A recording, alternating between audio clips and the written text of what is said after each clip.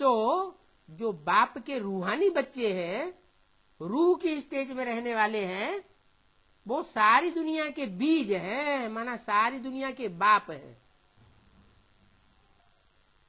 उन आत्माओं में सूर्यवंशियों के भी बाप है। जो सूर्यवंशी प्रजावर्ग की आत्माएं हैं उनके भी बाप हैं, चंद्रवंशियों के भी बाप हैं, उन बीजरूप आत्माओं में ही हैं। इस्लाम वंशियों के भी बाप हैं, वो बीज जो रूहानी स्टेज में अंत में टिकेंगे। बौद्ध वंशियों के भी हैं, क्रिश्चियन वंशियों के भी हैं। हर धर्म की बीज रूप आत्माएं उन 4.5 लाख में मौजूद है। तो हर धर्म की बीज रूप आत्माओं का फाउंडेशन जैसे कि पहले जन्म से ही पड़ जाता है, लेकिन बीज अपने अपने टाइम पर, जब समय आता है, मौसम आता है, तो उगता है। हर एक बीज हर एक मौसम में नहीं उगता। ऋतुएं होती है ना, ऐसी ये बीज रूप आत्माओं की भी अपनी अपनी ऋतु है।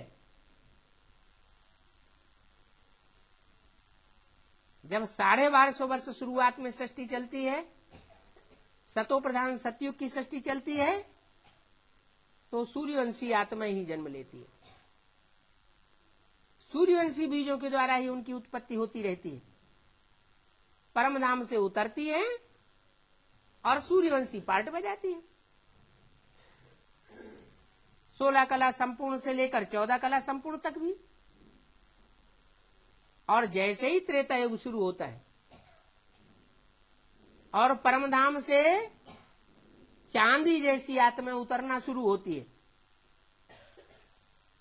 तो उनके भी बीज हैं। वो बीज रूप आत्माएं 16 कला संपूर्ण भले न बने, लेकिन 14 कला से लेकर के 8 कला संपूर्ण बनने वाली आत्माएं, वो भी त्रेता में उतरती हैं। तो वो जो त्रेता में उतरती हैं वो चांदी जैसी आत्माएं हैं, लेकिन उनके बीज पहले से ही इस सृष्टि पर मौजूद होते हैं। माना पूरे 84 जन्म लेने वाले होते हैं। तो वो बीज जब त्रेता में आते हैं तो वो चंद्रवंशियों के साथ मिक्स हो जाते हैं। चांदी जैसा पार्ट बजाने वाली आत्माएं परमधाम से उतरती हैं, उनके साथ मिक्स हो जाते हैं। ऐसे ही द्वापर में होता है। जो इस्लाम वंशी आत्माएं हैं बीज रूप, वो इस्लाम वंशी आत्माएं उस धर्म में मिक्स तो नहीं होती, लेकिन जो ऊपर से आने वाली इस्लाम धर्म की आत्माएं हैं उनको जन्म देने के निमित्त बन जाती है। जैसे सिद्धार्थ की आत्मा ने राजा शुद्धोधन से जन्म लिया,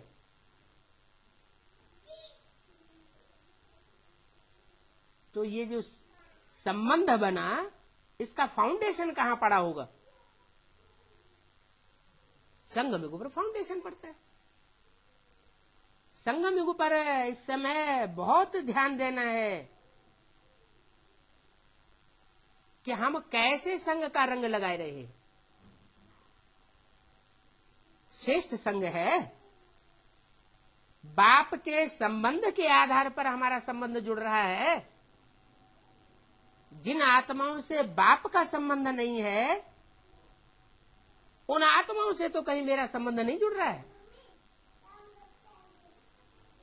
जिनका बाप से संबंध है उनका हमारे साथ संबंध होना चाहिए। जिन आत्माओं का बाप से डायरेक्ट संबंध नहीं, उनसे हमारा संबंध नहीं जुटना चाहिए। अगर जुड़ता है तो वो आत्माएं अगले जन्मों में द्वापर युग से हमारे संसर्ग और संपर्क और संबंध में जरूर आवेंगी। और आवेंगी तो उनके संग का रंग हमको लगेगा। भले शुद्धोधन से सिद्धार्थ जन्म लेता है और सिद्धार्थ में महात्मा बुद्ध की सोल प्रवेश करती है, और शुद्धोधन राजा जो है वो अपने बच्चे से प्रभावित नहीं होता, धर्म में कन्वर्ट नहीं होता, बौद्ध धर्म नहीं अपनाता, लेकिन वो सिद्धार्थ जिसमें महात्मा बुद्ध की सोल प्रवेश करती है, वो प्रवेश करने वाली आत्मा क्योंकि नई आत्मा उतरी है, तो उस सिद्धार्थ के द्वारा ऐसा श्रेष्ठ और पावरफुल पार्ट बजाती है कि उसको शुद्धोधन राजा अपने देश से बाहर भी निकाल देता है, तो भी विदेशों में जाकर के अपने धर्म का तेजी से प्रचार करती है। इतनी तेजी से प्रचार करती है कि चीन, जापान जैसे देशों में जाकर के धर्म संस्था स्थापन कर देती है। देश देशांतर में उस बच्चे का नाम बाला होता है, शुद्धोधन राजा चमत्कृत हो जाता है कि मेरा बच्चा जिसे मैंने इस देश से बाहर निकाल दिया, वो कितनी कीर्ति अर्जन कर रहा है, कितनी आत्माएं उससे प्रभावित हो रही है। तो शुद्धोधन जो बाप बना हुआ है, राजा बना हुआ है भारत के अंदर, उसके अंदर उस बच्चे के प्रति मोह का संबंध जुट जाता है, और वो मोह 2-4 जन्म के बाद अपना प्रभाव दिखाता है। कोई भी कर्म है अगर बहुत तीव्रता से किया जाएगा तो इस जन्म में भी फल दे सकता है और अगले जन्म में भी फल दे सकता है। अगर धीमी गति से किया जाएगा तो 2-4-8 जन्मों के बाद भी फल दे सकता है। तो शुद्धोधन राजा की वो बच्चे के प्रति मोह की वृत्ति 2-4 जन्म के बाद बौद्ध धर्म में उसको जन्म दिला देती है। किसको? शुद्धोधन का जाकर के बौद्ध धर्म में जन्म हो जाता है।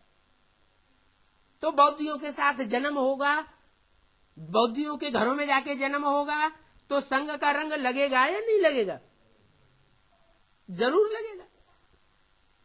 ये संघ का रंग लगाने की शूटिंग कहां की होगी? संघ में यहां शूटिंग कर ली। अच्छा चलो, वो तो आधार मूर्त आत्मा है सिद्धार्थ, जो बीज रूप शुद्धोधन से जन्म लेती है। लेकिन जो बीज रूप शुद्धोधन है उसको भी तो कोई जन्म देने वाला बाप होता है। उसका बाप था राजा बिंदुसार। ये द्वापर युग की बातें हैं। उस समय बाप भी जिंदा रहता था बहुत वर्षों तक, और ग्रैंडफादर भी जिंदा रहता था। तो ग्रैंडफादर ने भी देखा कि मेरा पोत्रा कितना महान मान मर्तबे का अर्जन कर रहा है, और मेरे बच्चे से पैदा हुआ, तो फख्र उनको भी आता है। बल्कि पोत्रे की तरफ तो डाडे का ज्यादा ही प्यार जाता है, क्योंकि बाप अपनी मिल्कियत बच्चे को दे या न दे, लेकिन डाडा माना ग्रैंडफादर अपने बच्चे को, अपने पोत्रे को अपनी मिल्कियत का हिस्सा जरूर देने का हकदार बनाता है। इसलिए भारत में परंपरा है कि बाप अपनी कमाई हुई संपत्ति बच्चे को दे या न दे, लेकिन डाडे की जो मिल्कियत बाप को मिली हुई है वो जरूर देनी पड़ेगी। तो जो ग्रैंडफादर बिंदुसार है उसकी वृत्ति उस पोत्रे की तरफ जाती है। इस कारण उस बाप को भी, माना ग्रैंडफादर बिंदुसार को भी वहां जाकर के जन्म लेना पड़ता है। तो धर्म पिताएं वो प्रवेश करते हैं आधार मूर्तों में, आधार मूर्त उसी जन्म में कन्वर्ट हो जाते हैं, और आधार मूर्तों को जन्म देने वाले जो बीज हैं वो अलग अलग धर्मों के होते हैं, और उन बीजों को भी जन्म देने वाला प्रजापिता है, वो सबका बाप है। इसलिए प्रजापिता को भी हर धर्म में जाना पड़ता है, लेकिन वो बीज रूप आत्माएं हैं, इसलिए जीवन रहते कन्वर्ट नहीं होती है, लेकिन ममता मोह हो जाता है तो अगले जन्म में जाकर के जन्म ले लेती है, उसको कन्वर्सन नहीं कहा जा सकता। इसलिए बाप कहते हैं धरत परिय पर धर्म न छोड़िए, माना शरीर भले छूट जाए, धरनी पर गिर जाए, लेकिन जीते जी अपने धर्म को छोड़ना नहीं है, तो उसको कन्वर्ट होना नहीं कहा जाएगा, क्योंकि ये बाप के डायरेक्ट बच्चे हैं। बाप कहते हैं बच्चे मैं विदेशी बनकर के आया हुआ हूं, क्या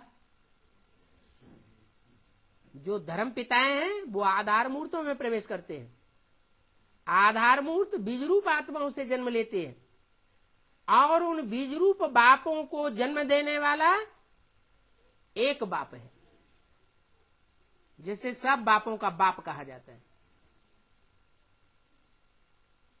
वो भी कन्वर्ट नहीं होता, उसके बीजरूप बच्चे भी कन्वर्ट नहीं होते, लेकिन प्रभावित हो जाते। माया ऐसी है जो किसी को छोड़ती नहीं है, संग का रंग सबको लगता है। कोई ऐसा अहंकार नहीं कर सकता कि मैं माया से कभी हार नहीं खाता हूं। क्यों? क्योंकि बाप सर्वशक्तिवान है तो माया भी सर्वशक्तिवान, किसी को नहीं छोड़ती। ऐसे नहीं कि तथाकथित ब्राह्मण बोलते हैं अरे राम की आत्मा तो फेल हो गई, अरे राम की आत्मा फेल हो गई तो फिर कोई फेल होने से बचेगा क्या? कोई नहीं बच सकता।